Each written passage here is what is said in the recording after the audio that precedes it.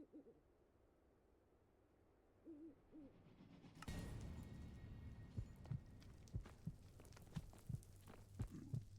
love the sound of falling snow.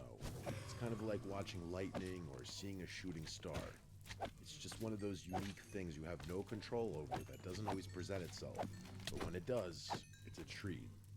I'm not really the hiking type, but when it's snowing out, I just can't help myself. We've all got those irresistible cravings. This happened during one of those snowy nights. I live in a woodsy area. It's not really in the woods per se, but it's close enough. If I wanted to access an expansive, dense forest, I'd only have to drive a few minutes. I didn't have any major obligations the next day, so it was either a Friday or Saturday. Probably a Saturday because I remember being slightly hungover from going out the previous night. It also wasn't supposed to snow that night, which I remember specifically because I have a habit of checking the weather obsessively during the winter months. I was sitting in my room reading a book when it just started snowing, abruptly, as if someone had just casually flipped a switch. I didn't even notice it at first, but by the time I realized what was going on, there was already a considerable amount of snow on the ground. Without thinking too much, I instantly knew what I wanted to do. Take a snow walk, so that's what I did. The spot I drove to is pretty secluded for the most part. It's a local hiking trail that usually doesn't see that much traffic. I stepped out, admired the snowfall for a few seconds, and started walking.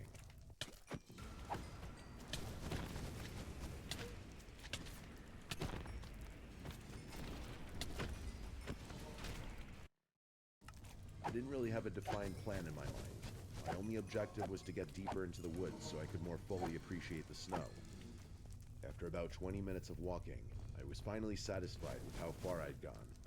But then, the literal moment I stopped to appreciate the snow, I heard something. Something that definitely didn't belong there. It was a child's voice. It took me a few moments to even process what I heard. Just as I was telling myself my mind was playing tricks on me, I heard it again. The sound of a little boy yelling, "Hi." I know that sounds pretty benign, but it was just so freaky in the moment. It was quite literally the last thing I was expecting to hear out there, all alone in those woods. The other unsettling thing about it was that I couldn't really tell where the voice had come from. It sounded like it could have come from a number of different directions, if that makes any sense.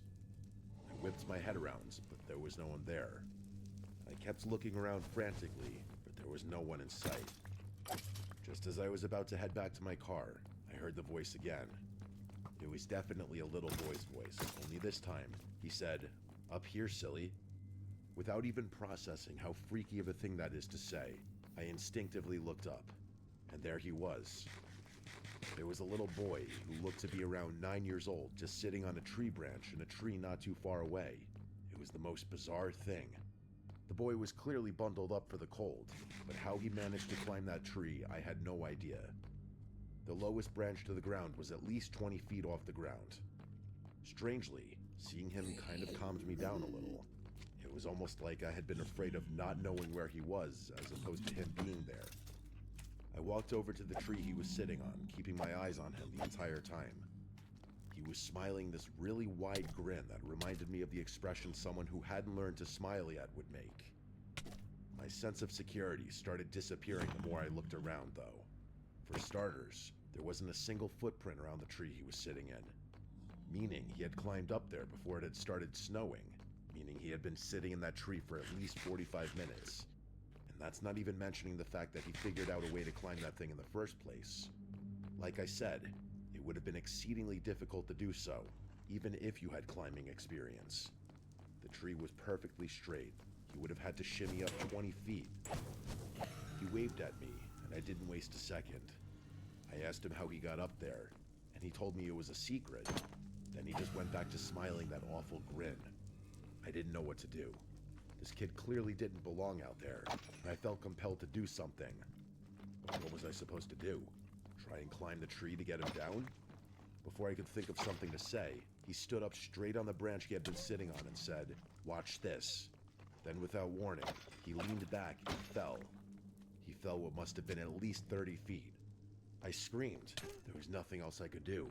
I watched in horror as he landed directly on his back with a gruesome thud. I thought he was dead.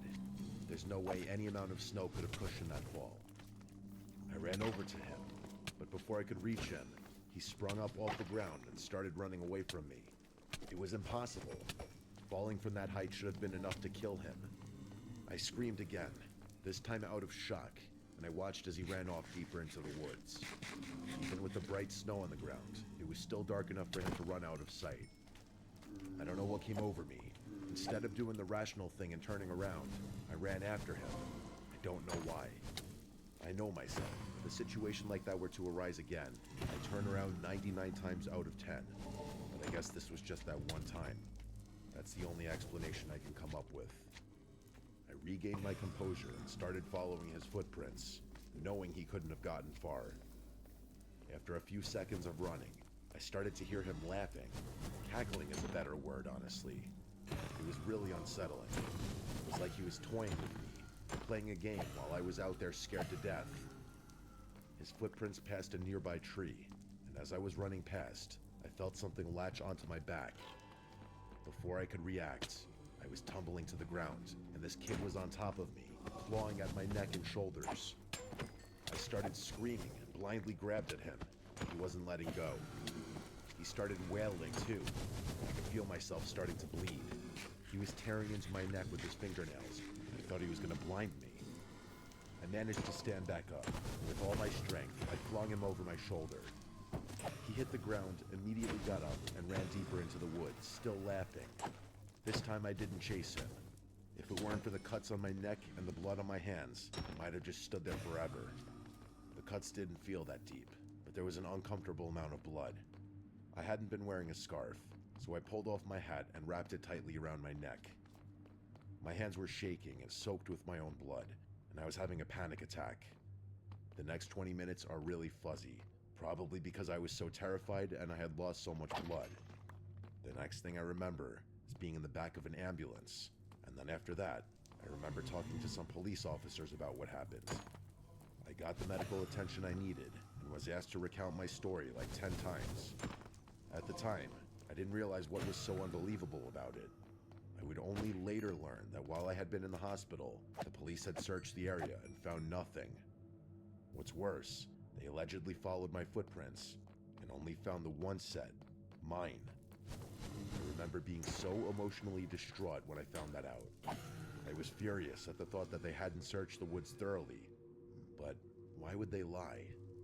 By the time I was discharged from the hospital and done talking to police officers, I didn't have much energy to do anything other than sleep. I can't remember if this was the day after or 2 days after.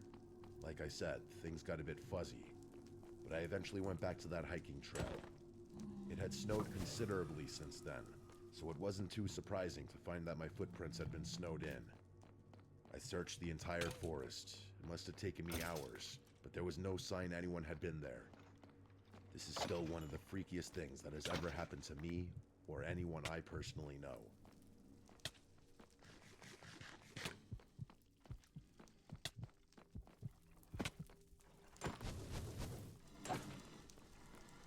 This happened over winter break my sophomore year of college. I was 19 and had the house to myself for a little under 2 weeks. During the second week, a massive snowstorm hit. The forecasts were predicting something crazy, and they definitely weren't lying. By the time I woke up that Saturday, there was already close to a foot on the ground, and it was still coming down hard. Plows couldn't keep up, and by late afternoon, the roads were basically impassable. I should mention that my neighborhood isn't your typical suburban setup.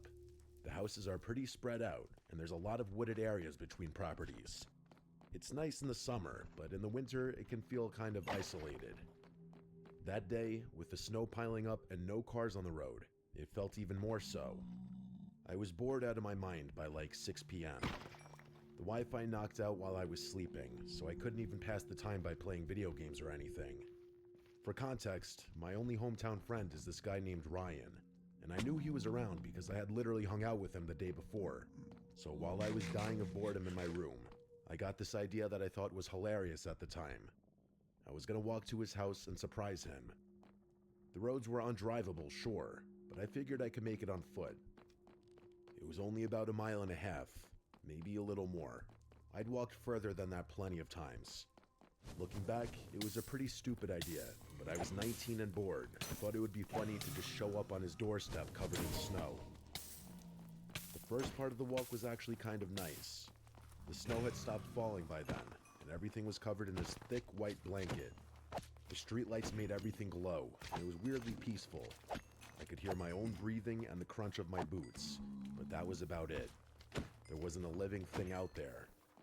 About halfway there, the route cuts through this stretch where there aren't any houses for a while. It's mostly just trees on both sides of the road and a few empty lots. During the day, it's nothing special, but that night, especially with all that snow, it felt different. That's when it really hit me how alone I was. It was a really strange feeling. I kept walking, and out of nowhere, I saw headlights up ahead. The lights were pretty far off, but they were coming from the direction I was headed. I stopped walking and watched them get closer. It was definitely a snowplow, and it was moving really slowly. But then out of nowhere, it suddenly veered hard to the right, like the driver had lost control or was trying to avoid something. I watched them cut across the road and disappear into the tree line. There was this muffled crunching sound, and then everything went quiet again. My first thought was that someone had just crashed, so I started running toward where I'd seen the lights go off the road. The snow was deep, and I couldn't move that fast. But the only thing on my mind was the thought that someone was hurt and needed help. It took me a few minutes to reach the spot. I could see where the vehicle had gone off the road, so I followed the tire tracks until I found it. The scene looked exactly as I predicted. A snowplow with its front end crumpled and smashed into a tree. Its headlights were still on, and the engine was still running. I ran up to the driver's side, preparing myself to have to lift someone through the snow, but when I got to the window and looked inside, there was no one there. The driver's seat was empty. I stood there for a second, not really processing what I was seeing. I thought maybe the driver had been thrown from the vehicle or something, so I looked around. The windshield wasn't shattered though, so they must have still been inside the plow. I checked the passenger side, but that seat was also empty. I ended up pulling the driver's door open in frustration, thinking maybe they had slumped down below the steering wheel, but there was no one there either. It took me a few seconds to realize that the entire plow was empty. There was quite literally nowhere else someone could have been. I remember just standing there in the snow, staring at this wrecked snowplow with its headlights still on and its engine still running, feeling like something was very, very wrong. There were no footprints leading away from the truck. Whoever had been driving the thing had just vanished. It's hard for me to describe what I felt next. I got this sudden, overwhelming sense that I needed to leave. It wasn't a thought so much as a feeling, like something in my gut was forcing me to get out of there.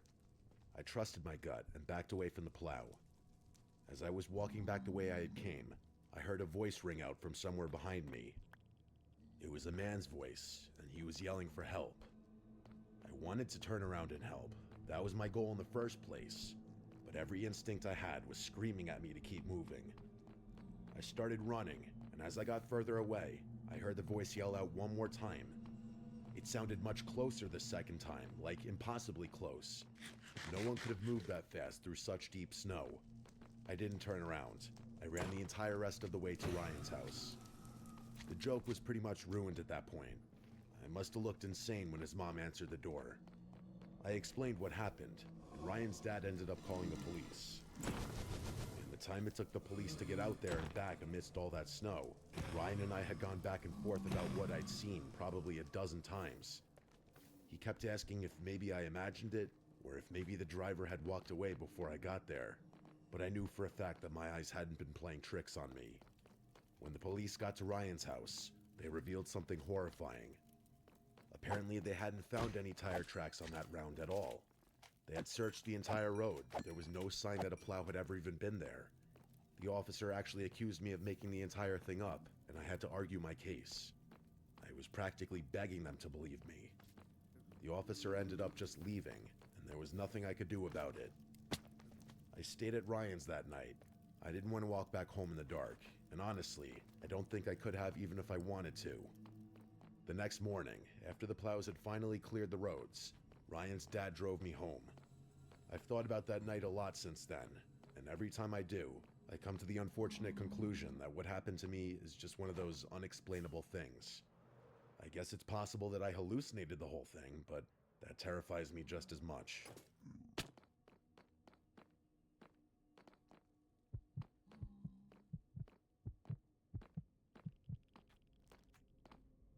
I'm Sebastian, and I go by Sebi. This happened back when I was a sophomore in high school, about 7 years ago now. I went to a private school in a nearby city, which meant I had to commute on public transportation every day. Train in the morning, train in the afternoon. It sounds tedious, but honestly, I didn't mind it. Most of my friends lived in the same general area, so we'd all ride together, and it became this social thing where we'd just hang out and talk during the commute. One of the hidden benefits of private school, honestly, getting people accustomed to commuting early in life. I was a runner back then, track in the spring, cross country in the fall.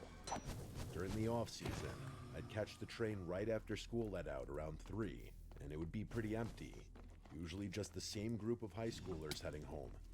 But during the season, practice wouldn't wrap up until after 5:30, which meant by the time I got in the train, it was packed with commuters heading back to the suburbs after work. Luckily, my two best friends Charles and James also ran track and lived on the same train line, so I wasn't completely alone during those late rides. One night after track practice, it started snowstorming the moment our train left the station. It was midwinter, so night is definitely the right term, even though it wasn't even 6 yet. And snowstorm is also the right term because it went from 0 to full-on blizzard in like 5 minutes. We found out while we were on the train that ours was the last one operating on that track. The forecast was predicting a massive storm, and they weren't letting any more trains leave the station after us. The snow only got worse.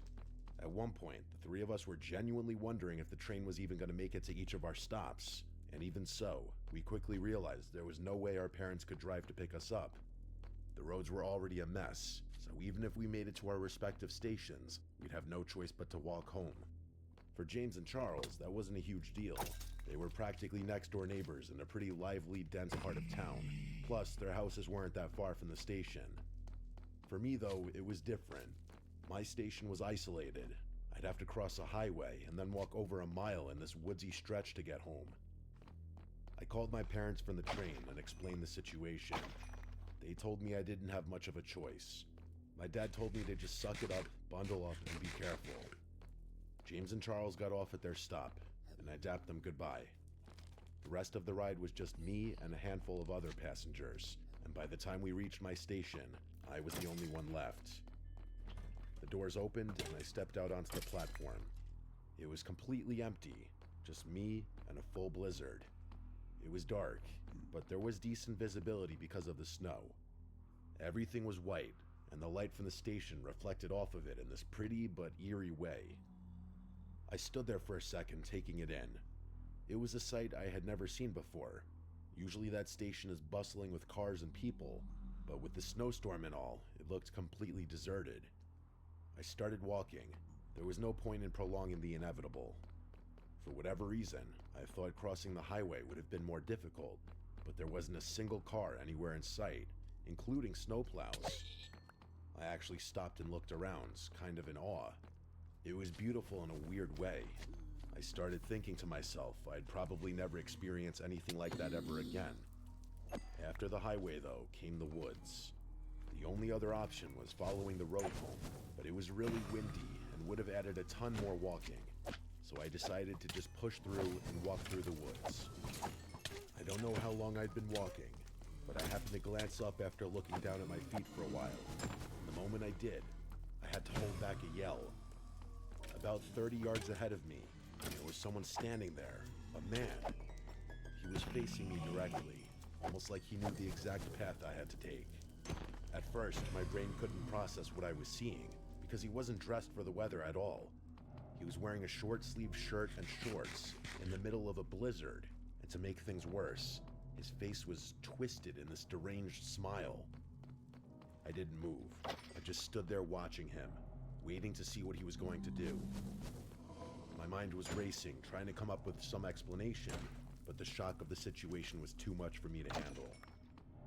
I couldn't think or move, and in one abrupt motion, He went from smiling and standing still to screaming and charging at me. It was literal horror unfolding right in front of me. I snapped out of my haze and began running as fast as I could back the way I came, screaming for help even though I knew no one was out there. I couldn't move that fast with all the snow, and I felt him closing the gap with every second that passed. The chase felt like it lasted forever. It was probably 5 minutes, but it felt like an hour. I finally broke out of the woods and hit the road, and only then did I turn around. He was gone, and that didn't make me feel much better though. I felt physically sick. I followed the road home, and the whole time I kept thinking about my footprints, about how they were quite literally the only tracks in the snow. If that guy wanted to follow me home, it would have been the easiest thing in the world. When I finally got to my house, my parents were relieved. That is, until I told them what had happened in the woods. My dad wanted to go out and look for the guy, but my mom wouldn't let him. Several hours went by without incident. Eventually, my parents went to sleep. I pretended like everything was fine, but I was still freaking out internally. I couldn't get the image of his deranged smile out of my head. And the way he had been screaming was just so unnatural. And the more I thought about it, the more insane the whole thing felt. He had literally been wearing short sleeves. How had he not frozen to death out there? I was making myself crazy, so I forced myself to stop thinking about it and just go to sleep. But of course, I couldn't fall asleep. It was like I was in that 30-second shock after waking up from a nightmare, only instead of 30 seconds, it was several hours. That's the best way I can describe how I was feeling. At one point, I heard a tree branch rattle my bedroom window, which startled me out of bed. I went over to the window to see if I could dislodge it somehow. I pulled back the curtain and literally dropped to the floor, yelling. It was him, that guy from earlier.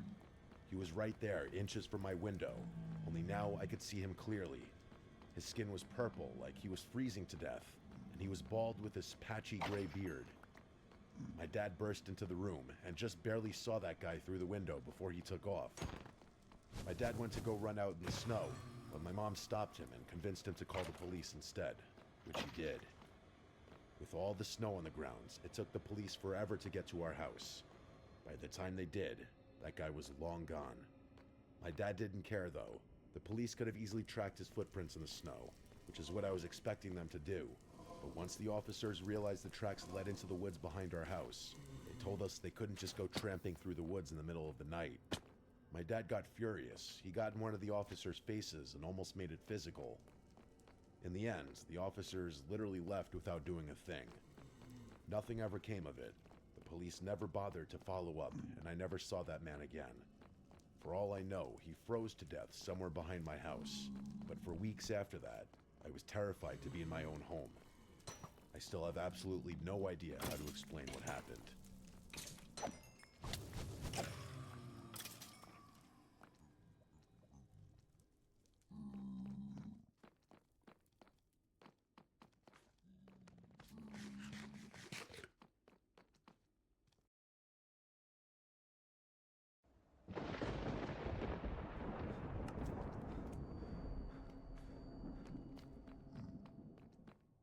This happened in 2018 in the Blue Ridge Mountains in Virginia.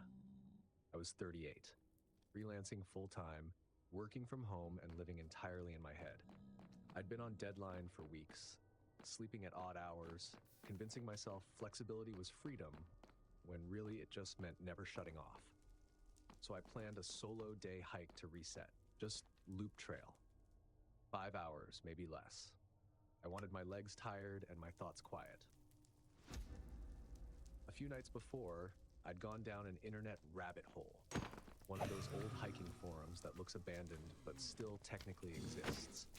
Someone mentioned a shortcut that cut almost an hour off the route. It was described like a local secret. Look for the ribbon and the stacked stones. It's obvious.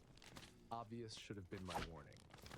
The trail started normal, with that clean smell of wet earth. They say if you want to go fast, go alone. But if you want to go far, go together. At Amica Insurance, we know what matters most to you. And we work even harder to protect it, together. As a mutual insurance company, we're built for our customers and Road noise faded. My phone still had service. I remember feeling smug about being out there alone, moving at my own pace. About an hour and a half in, the main trail curved uphill. Off to the side, there was a narrow track. It was too narrow. Didn't look like anything official, but it was worn enough to look intentional. Right there, I saw an old ribbon tied to a branch, washed out by the sun. A crude arrow scratched into the bark, and a little pile of stones, too neat to be accidental.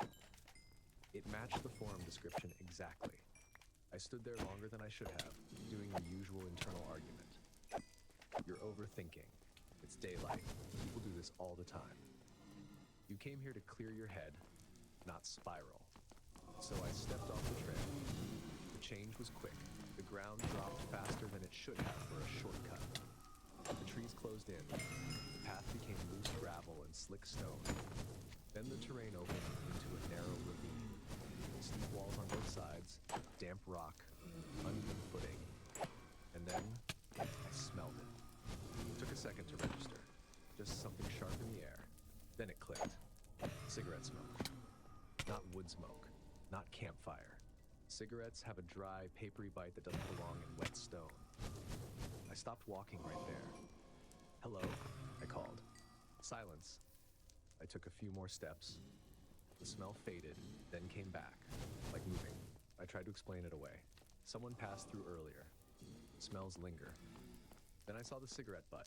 It sat on a flat rock near the wall, tucked to a shallow dip like it had been placed there. Damp, but not old. The paper's still yellow, not gray. Looked recent. I nudged it with a leaf, feeling ridiculous, like I was collecting proof for no one. I pulled my phone out and saw there was no service.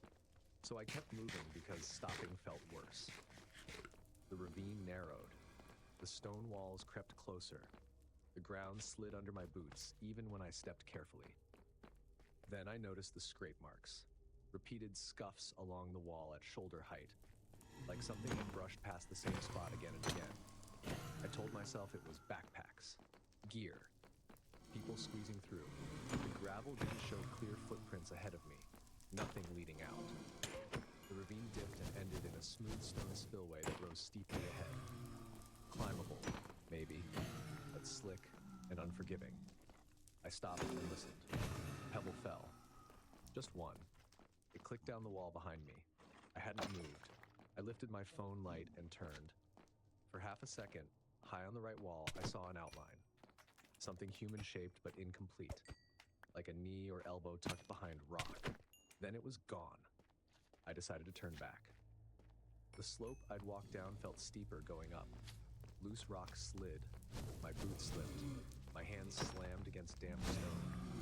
Skin tore. That warm sting told me I'd broken skin, but there was no time to care.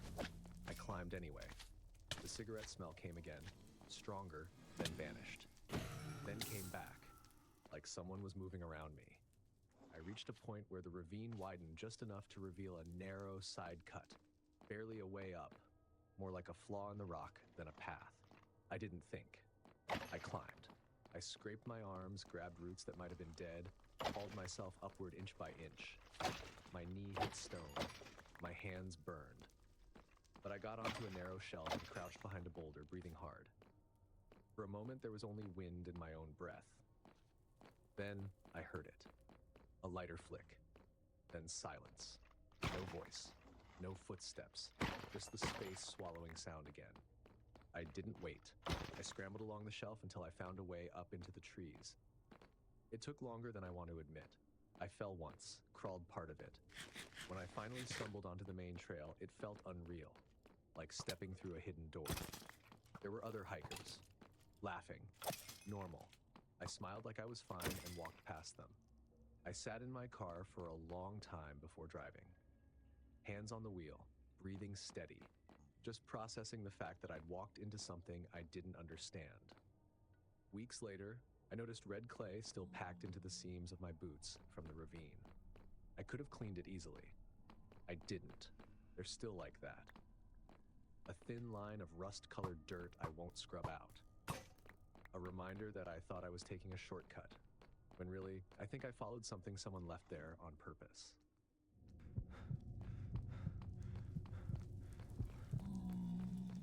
This was 2016. I was 19, a freshman engineering student who thought watching gear reviews counted as experience.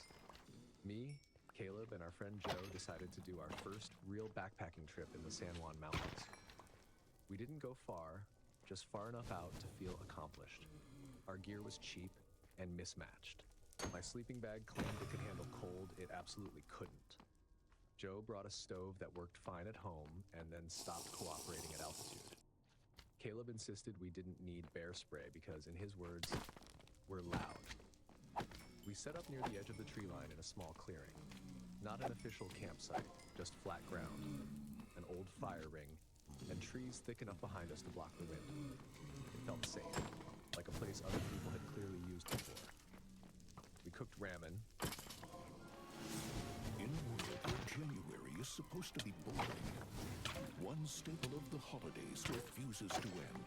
The great deals at Verizon. The joy. Oversalted it, and talked about nothing important. Phones were already dying from photos and music. Caleb played a song off his phone until the battery dropped into the red and he shut it off. By midnight, the fire was down to embers. The mountains got quiet in that way that makes you realize how much noise normal life has. Even our voices sounded louder than they should have. At some point, we stopped talking. Just one of those pauses where no one has anything ready to say. And then, in that moment, we heard footsteps. Joe straightened up. Caleb's face stayed confident, but his eyes didn't. It's probably just an elk, Caleb said out loud. The footsteps stopped, like someone had paused to listen. Caleb waited a second and called out, "Hello?" Just silence. Even the background sounds felt muted for a beat. We all looked at each other. I laughed, but it didn't reflect how tense I felt. Joe said, "Wildlife's weird," like he was trying to convince himself. We kept talking, forcing normal conversation back into place. About classes, about dumb stuff, anything. Then we went quiet again. The footsteps resumed. Joe turned on his headlamp and swept the trees. The footsteps stopped. He held the beam locked. Nothing. Just trunks and brush and reflective leaves.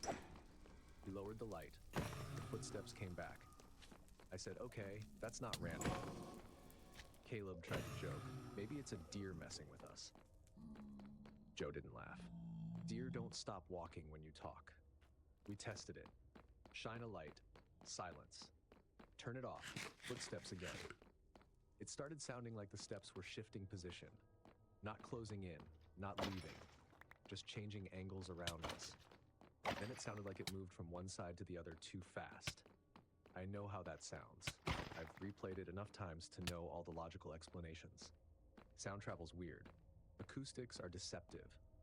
But sitting there, it felt like either someone was moving really fast or it wasn't one person. Caleb finally said, "We should just go to bed." Joe didn't move. In the tents, Caleb nodded. "Yeah, like normal people." I wanted to agree. Crawling into a sleeping bag felt safer than admitting we were scared of something we couldn't see. We argued in whispers, like that somehow kept things calm. Joe wanted to pack up and leave immediately. Caleb didn't want to hike in the dark.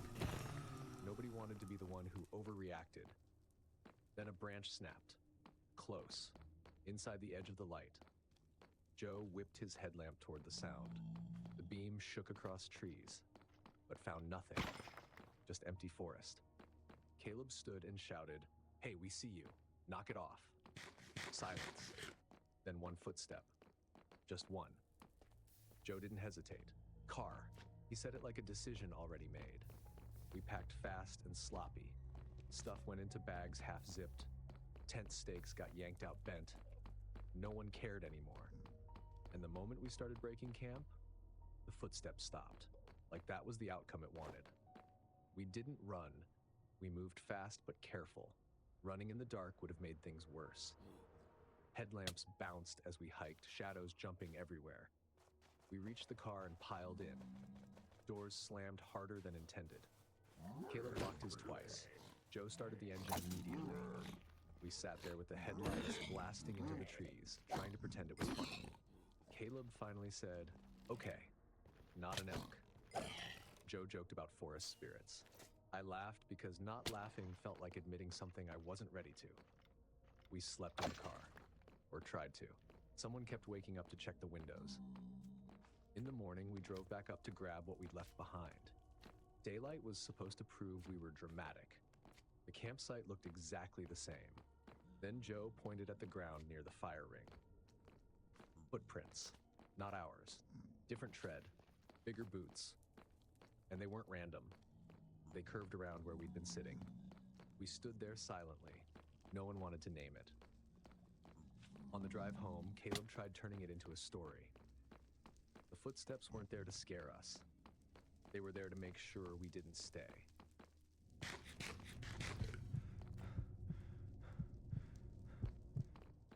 It was Mount Hood National Forest, summer of 2019. I was 34 and training for a longer trek later that year. I picked a quieter trail on purpose. I wanted steady movement without interruptions.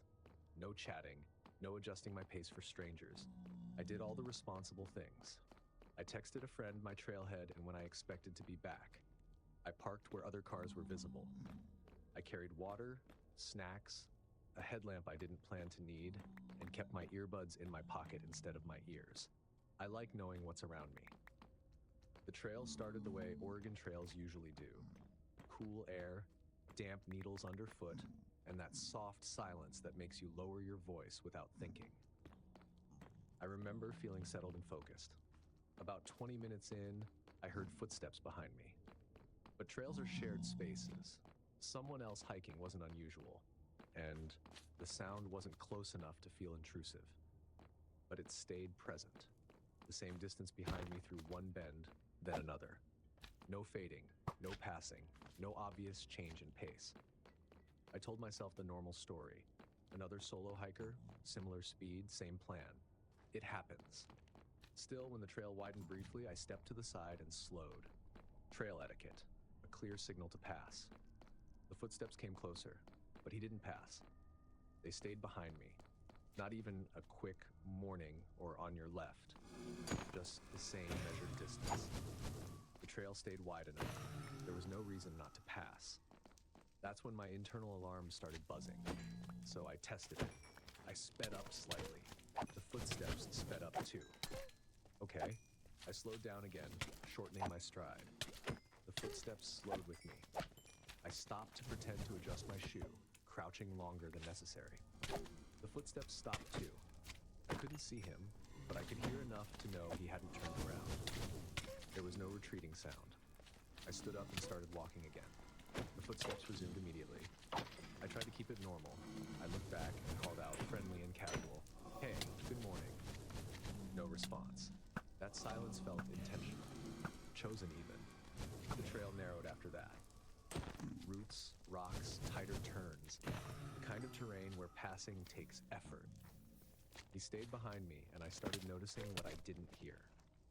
No water sloshing, no zipper pulls, no trekking poles, no jacket fabric, just footsteps. When I reached a fork, I chose the less obvious path, the one with fewer prints and more debris. Not because it felt safer, but because I wanted to break the pattern. The footsteps followed without hesitation. That's when the rational explanations started failing. I wasn't scared yet, but I was alert in a way that felt heavy, like my body was preparing for something. I caught a partial glimpse of him as the trail curved, neutral-colored clothing, average build, maybe middle-aged. Nothing distinctive, and no backpack. That detail bothered me more than it should have. This wasn't a short loop near a parking lot. Everyone carried something out here. He carried nothing. I wanted witnesses, noise, other people. So I decided to break the pattern in the safest way I could think of. Ahead was a small clearing people used for photos, visible from the trail, not hidden. I stepped into it and stopped. If he was just another hiker, this was where he'd pass. He didn't. Stopped too. Still not fully visible, but close enough that I could hear the movement of his feet in the dirt. The sound of someone settling in place. I turned slowly. He was there, partly blocked by a tree, positioned at an angle where he could see me without stepping fully into view. We looked at each other for a brief moment. Then he spoke. "You're doing great," he said. "Keep going." It sounded like instruction, like commentary, like he'd been watching long enough to feel entitled to speak. I didn't answer. I didn't smile. I turned back to the trail and started walking. Faster now, but controlled. I could feel the strain in my shoulders, not from effort, but from awareness. His footsteps returned immediately. I kept going until the trail merged with a busier section. You can hear it before you see it. Voices, laughter, the dull knock of poles. When I spotted 2 hikers ahead, relief hit hard and fast. I caught up to them. "Hey," I said, trying to force a normal tone. "Mind if I walk with you for a bit?" They nodded easily. The woman gave me a knowing look without asking questions. I looked back. He was still there for a moment, 30 yards behind. Then he slowed, stepped aside, let another group pass between us. And then he was gone, like he'd never existed. I finished the hike with those strangers and thanked them a lot. I walked to my car with my keys threaded between my fingers, feeling foolish and doing it anyway. Nothing happened in the lot. No confrontation, no scene. But when I reached my trunk, I noticed a streak in the dust near my license plate. Not a clear print, more like a palm drag. Could have been anything. Except I hadn't opened my trunk since I arrived. I stood there for a long moment, staring at it, and realized something uncomfortable. He didn't need to catch me on the trail. He just needed to learn my pace. I drove home watching my mirrors, knowing I'd done nothing wrong and still feeling changed. I still hike alone, but I don't take the quiet trails anymore. The woods don't scare me, but I learned the difference between being alone and being chosen.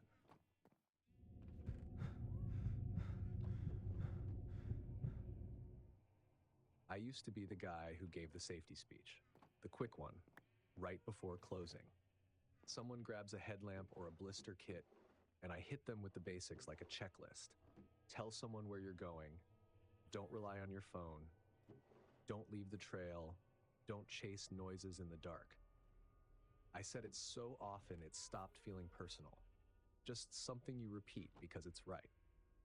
Then this happened, and I realized how easy it is to give advice, and how hard it is to follow when you're standing alone on a trail and someone asks for help. This was in the Wasatch Range, summer of 2021. After work, hike. I'd been on my feet all day at the store and wanted that clean, earned, tired feeling. No pack, no overnight plan. Just water, a snack, and enough daylight to catch the sunset before heading back. That area feels safe in a misleading way. You're not deep wilderness. If the wind shifts, you can hear a low highway noise. You can see the outlines of neighborhoods way down the slope. It makes you relax when you probably shouldn't. The trailhead lot was half full. A few people coming down, one runner blasting past like he was running from something. All normal. As I climbed, the trail emptied out. That wasn't unusual. It was getting late. I remember thinking how quiet it was. Then I heard a voice. "Help," it said. "Over here." It came from off the trail, down through the brush. I stopped automatically. It was a reflex. Like your body pauses before your brain finishes the sentence. I leaned toward the sound. I should have been able to see someone if they were that close. I couldn't. Just uneven brush and a shallow dip where the trail curved. I called back, loud. "Hey, are you okay?" There was a pause, then the same words again. "Help, over here." What I found strange is that there was no strain, no urgency. It sounded placed. I told myself it could still be normal. People react weirdly when they're hurt. People panic. People freeze. And there's a trap baked into those words. Help. If you walk away and someone actually needs you, that sticks. So I did what I always told customers to do. Stay on the trail, get eyes on the situation, don't charge into brush you can't see through. I moved a few steps forward to get a better angle and called again. "Where are you?" No answer to the question. Just help. Over here. This time it came from slightly farther left. Not by much. Enough to notice. That's when the unease sharpened. The voice wasn't reacting, it was guiding. I tried once more. What's wrong? Are you injured? Pause. Help. Over here. Same sentence. Same rhythm. Like it lived on a loop. I should have turned around then. Walked back to the car and called it in. Clean choice. But there's a social pressure to being a decent person. Your brain fills in consequences for you. What if someone's actually hurt? What if you're wrong? And this wasn't some remote canyon. This was a popular range. Easy to believe someone twisted an ankle stepping off the trail for a photo. So I advanced again, still staying on the path, trying to see more without committing. I reached a spot where the brush dipped, and I could see a small flat area between rocks. No person, no pack, nothing. I called out again. I can't see you. Can you come up to the trail? Pause. Help, over here. Again, a slightly different direction. Now behind thicker brush, a place that would force me off the trail to get eyes on it. That was the moment the situation stopped feeling ambiguous. It wasn't just that the voice was flat, it was that it was leading me. I stepped off the trail anyway. Just one step. Told myself I'd stop right there. My boot hit something wrong. Flattened patch of dirt. Smoothed down, like someone had stood there long enough to wear it in. If someone was injured, they wouldn't be standing in one spot. If someone was waiting, they would. I stayed still, listening. That's when I heard another sound. Not the voice. Movement. Behind the brush, deeper than a flat spot. Not an animal crashing away. Not careless. Someone trying to stay quiet and failing only because gravel and branches don't cooperate. I eased backward toward the trail. Then the voice spoke again. But this time, it didn't say the same thing. It said, "Are you okay?" My exact words. It sounded like hearing your own voice played back through a damaged speaker. Close enough to recognize, wrong enough to feel invasive. That's when the thought landed clearly. This isn't someone needing help. I stepped back onto the trail and started walking. Running makes noise. Running makes mistakes. I kept my pace steady, posture relaxed, like I belonged there. And immediately I heard footsteps behind me. I didn't look back. Looking back gives information. I walked until the trail curved and 4 steps out of direct line. Footsteps adjusted with me. I paused, like I was checking my phone. Footsteps stopped. I walked again. They walked again. That's when it stopped feeling like coincidence and started feeling like control. Ahead, I saw another hiker. Bright shirt, slow pace, taking photos. I called out to him like we were old friends. He turned and waved. Behind me, the footsteps disappeared. I didn't finish the loop. I walked straight back to the parking lot. My hands shook when I unlocked the car. I think it's because my body had been holding itself tight for too long and finally let go.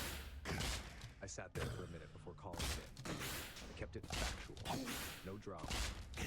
Off-trail help call, repeated phrase, voice mimicked my words, followed on the trail. The response was polite and thin. We'll keep an eye out. That was it. A week later at work, I mentioned it while restocking packs. One of my coworkers, older local guy, didn't look surprised. Yeah, he said. People do that sometimes. Help calls, try to pull you into the brush. I asked where he'd heard that. He shrugged. Rumors, warnings. Somebody always knows something. After that night, I added one more line to my safety speech. If someone calls for help and it doesn't sound right, don't try to be the hero in a place where no one can see what you're stepping into.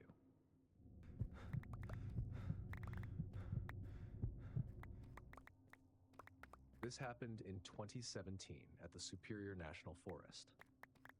I was working as a veterinary tech in Duluth, and I'd gotten into the habit of doing quick solo overnights whenever my schedule lined up. Not to prove anything, I was just tired of being needed every second at work. Phones ringing, animals panicking, owners crying. The feeling that you're always behind no matter how fast you move. Out there, things made sense. You ate when you were hungry. You slept when it got dark. The woods were never quiet, and that was comforting. Noise meant life. I brought my dog, Judy. Medium-sized mutt. Smart, stubborn, alert without being aggressive. She wasn't trained for protection. She just paid attention. The campsite wasn't deep wilderness. One of those roadside forest spots. Fire ring, metal grate, trees thick enough to block sight lines. Other camps were scattered around the lake, but at night you couldn't see them. If someone had a lantern on, you might catch a faint glow through the trees. Mostly it felt like your own pocket of dark. I set up the tent while Judy did her patrol loops, cooked a basic meal, watched the lake turn black as the sun dropped, checked the food hang twice because I always do, brushed my teeth with a headlamp on and laughed quietly at how dramatic that felt. I wasn't nervous. I wasn't keyed up. I was tired in a good way. Around midnight, the fire was down to coals. I was zipped into my sleeping bag with a paperback open, Judy curled at my feet. Outside, the usual night soundtrack was going. Bugs, frogs, water, small movements in the brush that didn't mean anything. Then it stopped. Not gradually, like the wind died. It just ended. No insects, no frogs, no texture to the air at all. I held my breath instinctively. Judy's head came up instantly. She went rigid, ears forward, staring at the tent wall like she could see through it. My first thought was stupid and automatic. Did my headlamp die? Then I heard a branch snap. One clean sound, like a stick pressed until it broke. I waited. Another snap. Different direction. I whispered Judy's name. She didn't move. I turned my phone flashlight on and aimed it at the tent wall, turning the nylon pale and glowing. Tree shadows moved faintly. Nothing else. I told myself it was probably an animal. Maybe a deer. Something big could make things quiet. But animals don't silence an entire forest at once. Another snap. Closer. This time I could place it near the fire ring, near the cooler. I turned the light off again. Being illuminated suddenly felt wrong. Snap. Another direction. I sat up slowly. The silence pressed in, heavy enough that I could hear my heart in my ears. Judy made a low, unsure rumble, like a question. That was worse, because it meant she wasn't trying to scare something off. She was assessing it. I reached for my keys, phone, and bear spray. My hands felt clumsy, stiff. Another snap, close enough that I didn't have to imagine where it came from. Then another, and another. Slow, evenly spaced. It was moving around the campsite. Right, left, behind. Like someone taking inventory. I had the thought, sharp and humiliating, that this was the moment people in stories make a bad decision. And I hated that comparison because this wasn't a story. This was my tent, my car, my campsite. I unzipped the tent as quietly as I could. The sound felt deafening. Judy slipped out first, low to the ground, sticking close to my leg like she'd suddenly learned new rules. The clearing looked normal. That was the cruel part. Fire ring, chair, cooler, trees standing exactly where they'd been all day. But the forest still wasn't making noise. I moved fast, enough that my footsteps sounded louder than I wanted. I didn't look into the trees for long. I didn't want to see something and have my brain latch onto it. I got into the car and slammed the door, locked it immediately. I didn't start the engine. The idea of the noise felt like announcing myself.